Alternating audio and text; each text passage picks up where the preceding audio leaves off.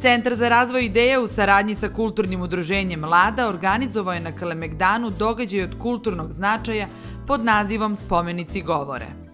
Događaj je osmišljen tako da pored svakog spomenika stoji po jedan glumac i govori monolog kroz koje posetioce upoznaje sa životom date ličnosti. Kad uđete na Kalemegdan pa kad krenete ka pobedniku, ima toliko spomenika za koje ni ne znamo ni ko su ljudi, a posebno ne znamo detalje iz njihovog života. Mi smo odlučili da posetiocima malo približimo, da im dočaramo više neku ljudsku stranu tih ljudi. Mnogi su bili veoma dobri prijatelji, provodili mnogo vremena, neki od njih čak i u kafanama, neki se nisu slagali i sve je to kroz ovu našu interaktivnu predstavu provučeno i taj njihov međusobni odnos i kako su se poznavali i kako su se družili i oni međusobno jedni drugima otimaju praktično publiku tokom tog puta. To što je naš dovitljivi narod prepoznao, gospodin Nikola Pašić je bio glavna inspiracija za moju satiru Vođa o starom čoveku sede i duge kose koga svi prate zato što izgleda kao mudrac, a kad dovede narod u provaliju svi zapravo shvate da je slep.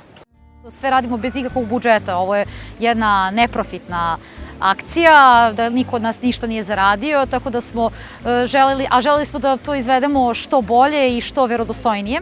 Cilj događaja Spomenici govore je da se posetioci upoznaju sa životima velikana koji su doprineli razvoju srpske kulturne baštine, pa tako i samog društva.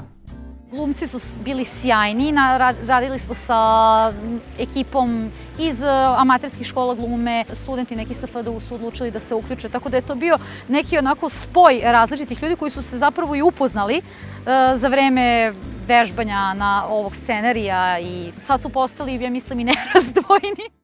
Ali uglavnom sam pisao o ženama koje sam voleo, da. Jel to neko priča o ženama? Aleksa, prijatelju. Pa si opet za nekom izgubio glavu? Ja ti nisam prijatelj, te mi se tako ne obraćaj. Zar si i publiku došao da mi preuzmeš? U redu, u redu. Ako vas baš zanima Dučić, idite za njim, onda ja vas ne držim. Ajmo. Većina ljudi nam je prišla i rekla kako bi ovo zapravo trebalo da uđe u redovnu ponudu grada Beograda, pa nadam se da neko iz gradskih vlasti sluša i mi smo raspoloženi.